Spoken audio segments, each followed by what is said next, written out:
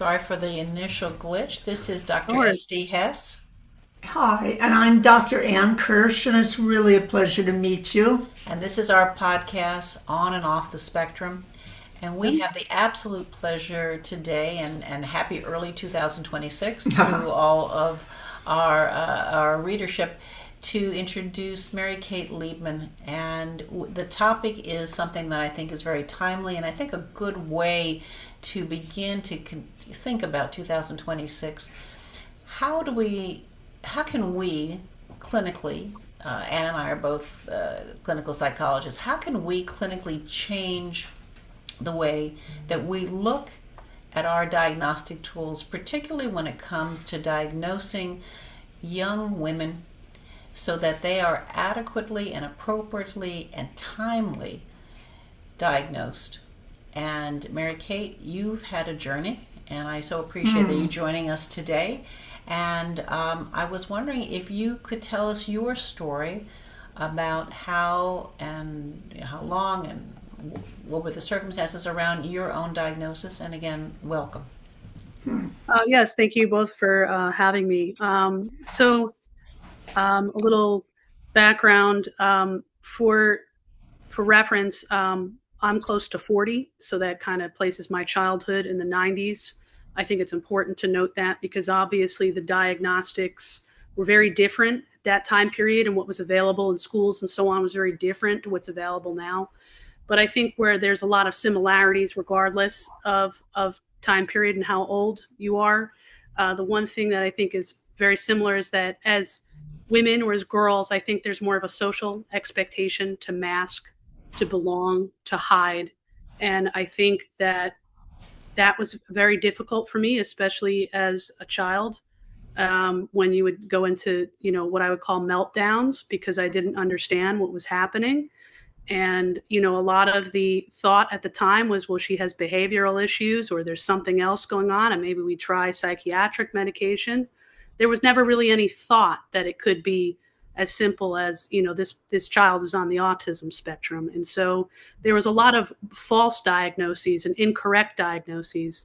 And in my case, I wasn't formally diagnosed until I actually saw a bipolar specialist who stated she doesn't have bipolar.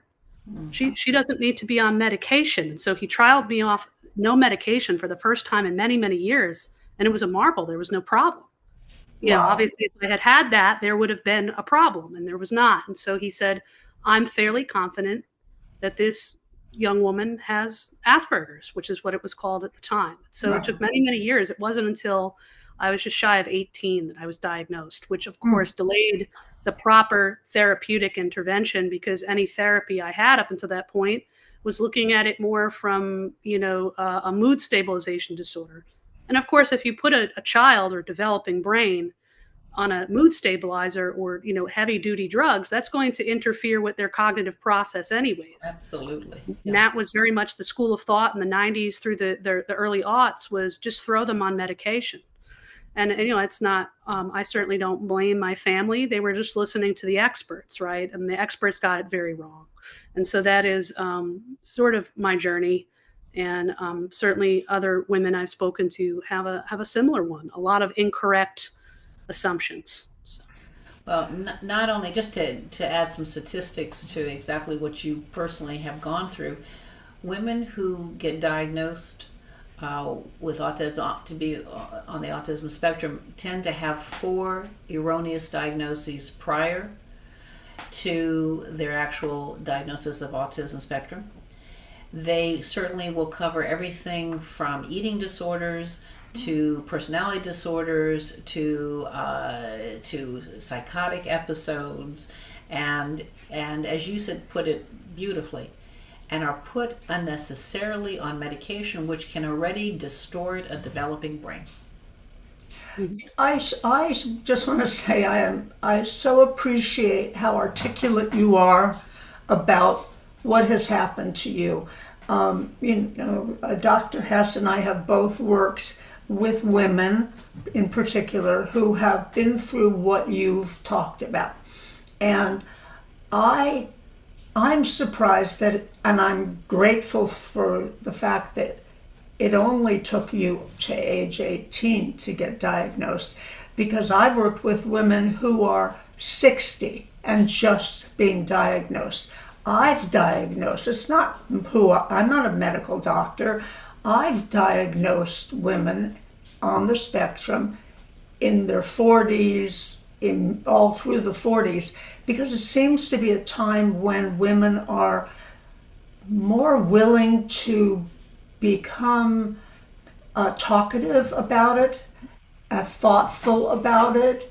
You know, wait a minute, doesn't sound like me anymore, and we're all learning in the last decade or so that we don't have to take it just because what is usually a male doctor is telling us is who we are. So good for you, good for your parents for not giving up on you. And yes, you're right, they were just listening to what they were told at the time. Yes. What Yeah, did that very the much so. Mary Kate, remind me now, because I know we've had a lot of conversations in this vein, but what do you remember once you were diagnosed, how you were made to feel once you began to realize that, you know, it wasn't about any kind of idea that you weren't sound of mind, but that there was a definitive name to now an accurate formal diagnosis? I think it was still many years before I would really endeavor to better understand it. I just was kind of relieved to know that there was nothing else wrong with me because of the unfortunate stigma that comes along with mental health. I was seeing a therapist throughout my years in college, but she was not an autism specialist, and I think a lot of the help that I needed didn't come until I moved to Los Angeles and realized that I endeavored to make a change and better understand how my mind perceives the world around me. Mm-hmm. I think there was a lot of mistakes that I wish I didn't make, and a lot of that has to do with my inability to read a room. And I said, you know what, I don't want to be in that position anymore. I don't want to use my diagnosis as an excuse. I'm not that I would say that people necessarily do that. I mean, some high profile people have certainly taken to do that in recent times. I won't name names, but I wanted to know, how can I make sure to set myself up for the best success and avoid the kind of mistakes that I had to make in order to realize, you know what, I really want to understand this and get better. So That's remarkable. It's really remarkable to hear a woman say this, a young woman say this. And I'm curious because I work a lot with young children in families and family groups. I'm curious, what was it like for you as a youngster? You know, when you first started being told you were different, when you first noticed that you were treated differently by groups of friends, or however that played out. yeah, that's a great question. And I would say probably by the first or second grade, it was pretty apparent.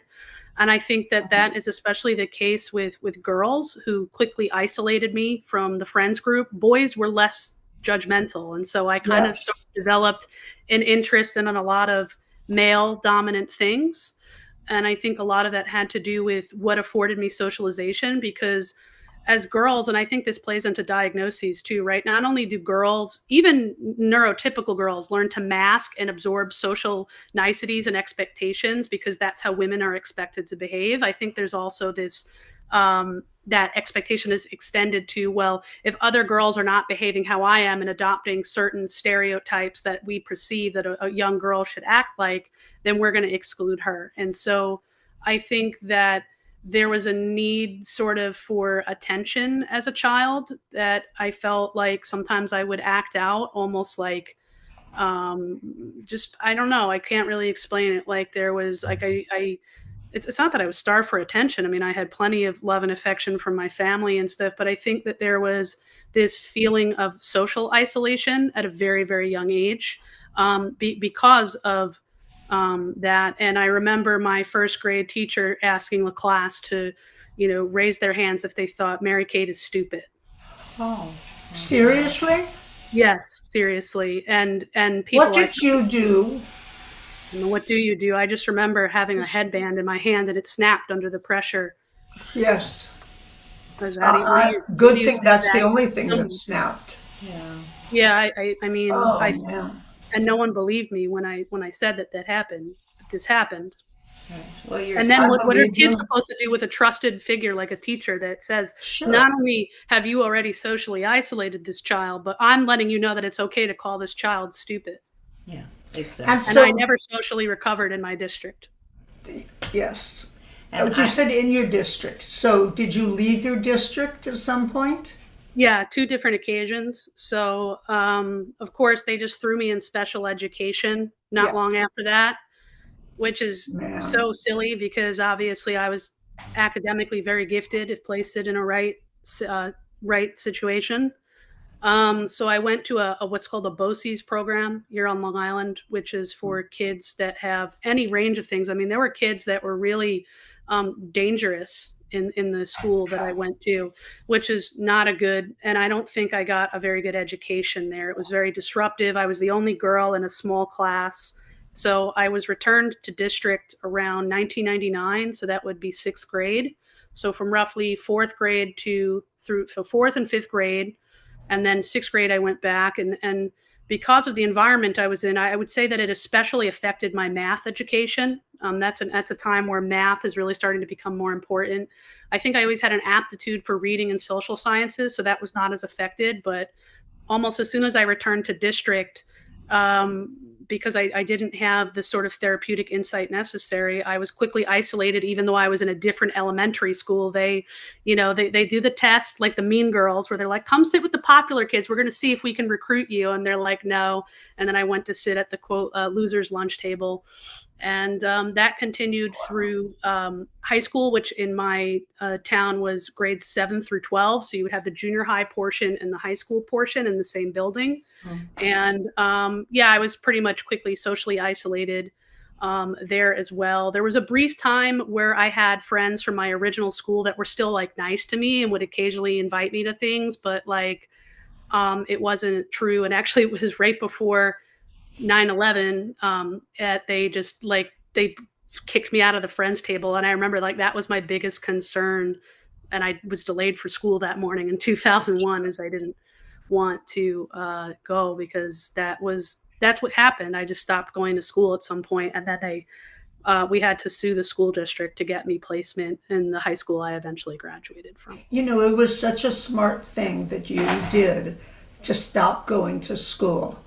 It was really you saying, the way I look at it, it was really you saying, I don't know necessarily why I'm being treated this way, but I know it's wrong, and I'm not going to put up with it anymore, and I'm just not going. Now, what did your parents say when you let them know? No, this is not right for me. And they did what they could. I think they tried to find alternative placement. We had multiple like district evaluation hearings and stuff like that. But they supported you. But they knew I needed to get out of there, yeah. But the school district fought, right? And it took a few years to get me back to a high school outside of that district. see, I'll tell you, Mary Kate, one of the purposes of I believe of our podcast is so that we can help educate other families who find themselves in a situation where they have a sense that their daughter is not progressing in the way that they know she's capable of, and not because of the fact that there's an inadequacy of their child, but rather the school district is not responding appropriately. And what it takes as a parent to actually say, no, this is not okay, and I'm going to sue the district. Because I don't know if all kinds of parents have the wherewithal. So one of the questions would be for your mom or dad, what changed in them, or what kind of guidance do they get? Or was there an advocate, or? I actually have my mom sitting in here now as I'm back home with family. So, Mom, do you You know know what what? kind If Mom would like to join us for a second. of, yeah, yes, yeah. Oh, Hi. hi, how are Hi. you? It's I'm such a good. How are pleasure. you? Happy New Year. Happy Happy New New Year. Year. Such a Hi, pleasure. I'm Dr. Ann. Nice Hi. to meet you. Nice to meet you. Hi, and I know you know who I am, but it's absolutely my pleasure, our Yes. pleasure Yes. to include actually a parent and child to go through this, because I think one of the things that we try to reach out to our readership, our listening audience, is to show by example this is a path you too can take. So my question would be for you, Mom, what was anybody guiding you? You knew something was very wrong, that your child was being treated poorly. What gave you the strength and the direction to be able to sue the district and get Mary Kate placed in a more appropriate placement, and just to help her progress? You know, it was a long journey from her. The first time I knew something was different, it was a little choral concert that they gave in pre-K, and everybody stood up. Mary sat down, and Mary stood up when everybody else sat down. It's kind of clued me in. And she was in a Catholic school setting, and I wanted to get her some help, having no idea what was wrong with her, that she needed something was different. And they said, you better go back to the public school because we can't help her here. She'll need to get help over there. And her diagnosis went from ADHD to Tourette syndrome to being sexually abused to through the gamut of hell. And that brings tears to my eyes. It was terrible. Yeah. And then she was diagnosed with Tourette syndrome, and that's why she went to that BOCES setting with the little boys for 2 years. And she came back, and she was more unsettled. And we tried to get her. I tried to educate the school on what Tourette syndrome was and what kind of help that she needed and what symptoms were of the Tourette syndrome. And then after that, in 7th grade, I knew that things weren't working out, and I went multiple times to special ed meetings, and they weren't able to provide me with services. And finally, I heard that there was an educational attorney in Manhattan that I could contact, and it was through him that I was able to get an appropriate setting for Mary Kate that I had heard about on Long Island. And it was all girls, and we went to go interview. It was a beautiful, wonderful setting. And I don't remember how it was. They finally succumbed to me. Like, they didn't want to provide any services. Had I been in a school district 2 blocks away, they went into the great next school district, it would have been no problem. But where I was, they were very, very resistant. And that is a parent battle that needs to be put out there. You know? I'll tell you, Mama, what I'm struck with, two pieces. One, the fact that the pain that you're feeling today brings tears to your eyes. Yeah. How many years later? So it shows you the depth of the injury and the luck of the draw, where your district is, and how unfair that if you were 2 blocks over, as you put it, it wouldn't have been a point. And how to help parents who may be in wrong districts, or they don't even know the possibility that they can get help, to whom that they can turn to. And I think this is where it's so important to talk to other people who have similar circumstances. Who's helped your child, right? Because the Parent Network, there's nothing like Parent Network to actually say, how do I maneuver here? And to be able to say, something is going on for my child, I don't quite understand, I know I've got to do it different. And to have the courage to acknowledge and to ask. One thing I could say is I became involved in the special education PTA, and I think I was chair of it one year. And it was through that network of parents, and also through the Tourette Syndrome Association, which I also joined and had a strong parental presence. And that was just the network of that was allowed me to find that attorney and never give up with that school district. So That's a very interesting thing that through a network of parents whose children have a diagnosis that yours has, which is wrong, you still were able to find help. And I think that's important for parents who are listening right now to really hear that you can find the right people in all kinds of situations. But the hardest thing to do, but the thing that parents have to do, and I'm a parent, so I understand this, is put yourself out there. Talk to as many parents, no matter what the diagnosis their children may have or no diagnosis. Everybody knows somebody. Everybody has a friend who has a daughter or a son with something. And to continue to reach out and not Yes. and not give up. All right, because this is the message of hope that we're taking away. Exactly.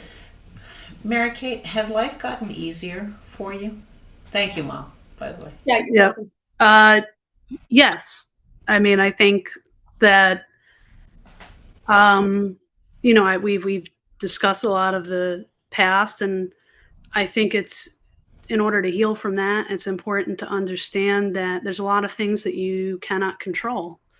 And among that is living 2 blocks away from maybe better educational opportunities or intervention, but also that, people are cruel. Children are cruel. And children are taught this by society, to pick out differences and to tease, to create a sort of hierarchical effect. And this is taught to children at a very young age. And I think beyond just autism, what we really need to look at as a society is the impacts of bullying that starts very, very young. And so, you could have all the intervention and lawsuits in the world. You can have all the alternative programs, but if we're not willing to address as a society this idea that bullying is normal, then we're setting up so many children and families to go through what mine did. And some of that bullying extends into adulthood. Oh, absolutely. Dr. Hess and I certainly know that, where I left an industry that I didn't think was healthy for me and who I am. And so I had to do a lot of soul searching to figure out what would make me happiest. That not only was I willing to take the time and effort to be serious about therapy and honest so that I can better learn to succeed as a neuroatypical person. So yes, things have gotten better, but I'm also very much aware of the hand that I was dealt, and that there's not much that I alone can do to change that. And I think that recently I saw an article in my school district that we had just mentioned of a child that was autistic, a different school within the district, and was physically abused by a teacher. And it made, New York Metro News as a very serious case. It made me cry because obviously it's horrible.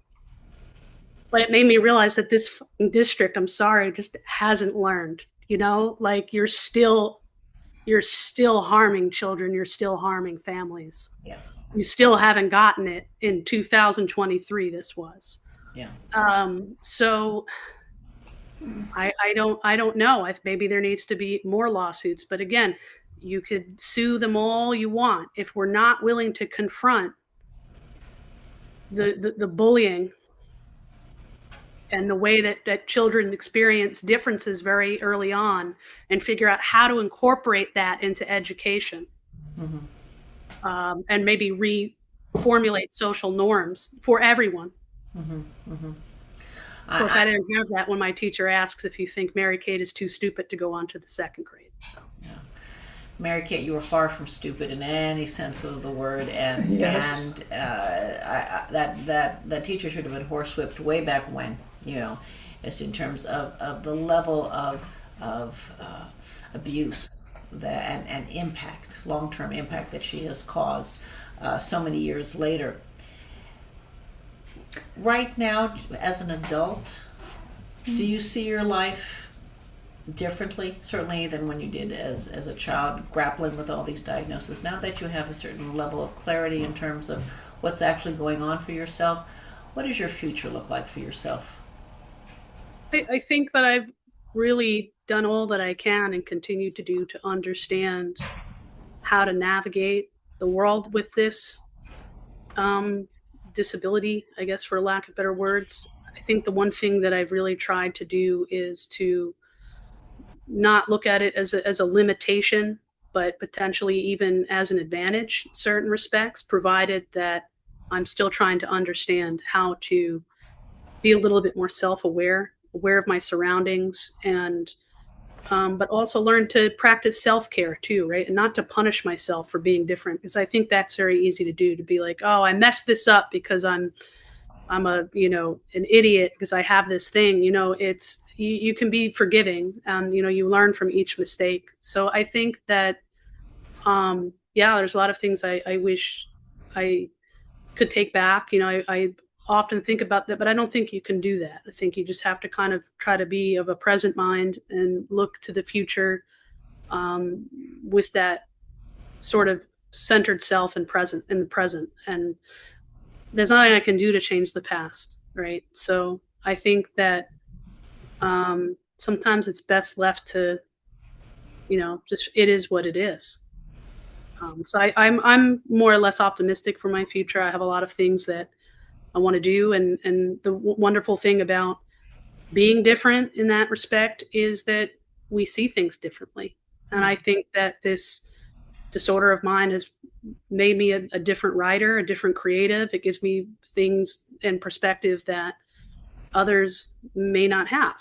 And so if you look at it in that way, I think it can be a wonderful thing. And not to mention, I think the very obvious intellectual advantages as well. Like the fact that it takes me probably half the time to do work than it might take a neurotypical person, because I'm so focused and honed in on things, and can get around like very complicated technical things much quicker. Yeah. So you're seeing a lot of the pluses at this point. Yeah. And I love the fact that you're optimistic, because I think this is an important message also for our listeners, because I think there are lots of girls, teenage kids out there who are grappling with an awareness of their differences with or without the appropriate diagnosis at this point, and you are providing them hope, not only in terms of where they are at this moment in time today, but also for their future, that it's just that your mind works different, and it's actually oftentimes a plus, as you said, in terms of being able to access different kinds of creative opportunities, being able to figure things out in a faster, more efficient way, but that there is a tomorrow in a very positive way, because I think that at the darkest of times, kids who are misunderstood sometimes don't imagine that there is a possibility for tomorrow. So I'm thrilled that you've joined us with a wonderful message of hope to start 2026 off in a very positive way. Mm-hmm. And if I could offer one more thing too, that I think is different for young people today than maybe it was for myself. When I was coming up, the internet was still, you had to connect through your phone and stuff like that. And I mean a landline phone. And anyways, so it was a dial-up modem, right? Very, very different time. We didn't have smartphones when I was in high school, or really any social media to speak of. So social media can be a double-edged sword. Obviously, that comes with a whole host of problems. I can't imagine the bullying I would have received if I, at least when I went home from school, there was nobody to, tease me on Facebook or whatever, right? But I guess what I'm getting at is you can still find your community though now online. There's Reddit, for instance, and if you're an autistic child and you have an interest, you can go and find your community. And I understand it's not the same type of socialization, but there's, I think, a lot more outlets and opportunity for escape. And I think that's important, because there's something that a child or a teenager has a real passion for. And if I could encourage them just to go and pour yourself into that, who cares what anyone else thinks? Doesn't matter. Bravo. We'll love what you love. That's exactly right. Yeah. Good for you. I'm so glad you ended with that, because we want everyone who's listening to know there's always hope.